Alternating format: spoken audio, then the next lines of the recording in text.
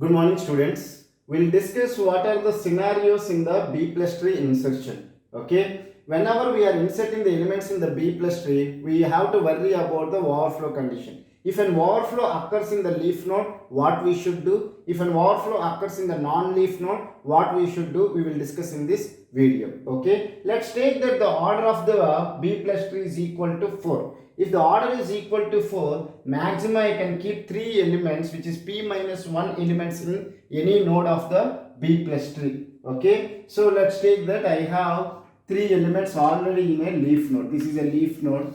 Okay. If 3 elements are there in the leaf node, then if I want to insert the 4th element, which is 4, then it is an overflow because I can keep maximum 3 elements. Now if I am trying to insert the 4th element, it is an overflow. If it is an overflow occurs, what we should do, we will discuss now.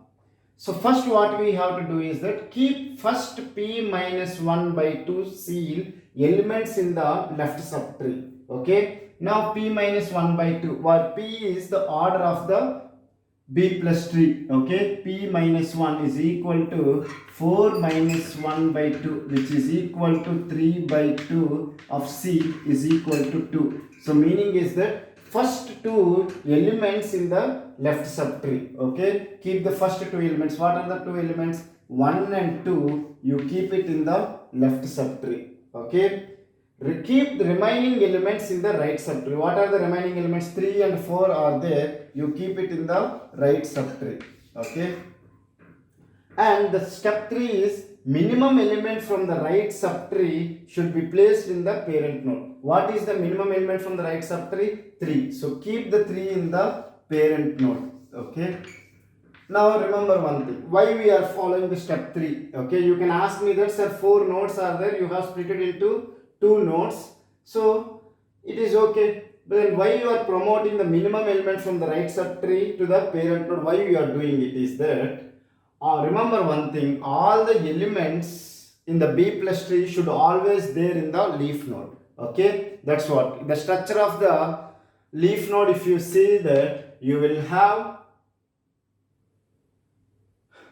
key, record pointer, key, record pointer, and you will have a block pointer pointing to the next sibling. Okay, so you will have a block pointer pointing to the next sibling, and the parent node should have the key only. Okay, you will have the non-leaf structure. Is what is the non-leaf structure? You will have a block pointer, key, block pointer. So you will have a block pointer pointing to this left subtree, block pointer pointing to the right subtree, and you will have a node here. Okay, remember one thing, if this is the 3 is the element which is there in the parent node, the elements which should be less than the 3 will be there in the left subtree and greater than or equal to will be there in the right subtree. So we can say that it is following the B plus tree properties. So okay, I hope you have understood what are the steps you need to follow when an overflow occurs in the leaf node.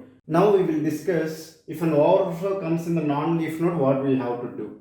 The step 1 is that keep the first p by 2 minus 1 keys in the left subtree, where p is equal to 4. So let's take that we have elements 1, 2, 3.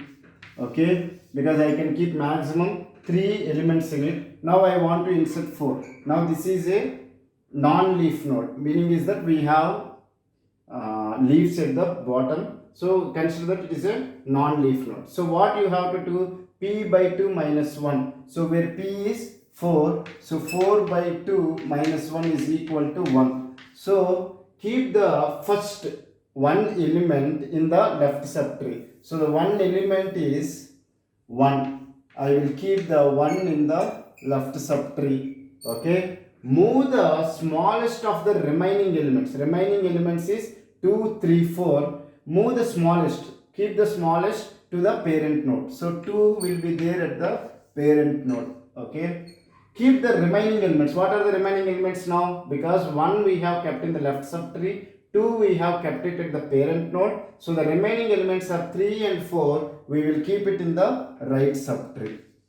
Okay. So this is the procedure we have to do for the non-leaf node. If you get an overflow in the non-leaf node, these are the steps you need to follow. So in this video we have discussed if an overflow comes in the leaf node what we should do, and if an overflow comes in the non-leaf node what we have to do, we have discussed. Okay, I hope you are understanding all the concepts. I request everyone to go through all the videos in a sequence for a better understanding. Okay, thank you so much.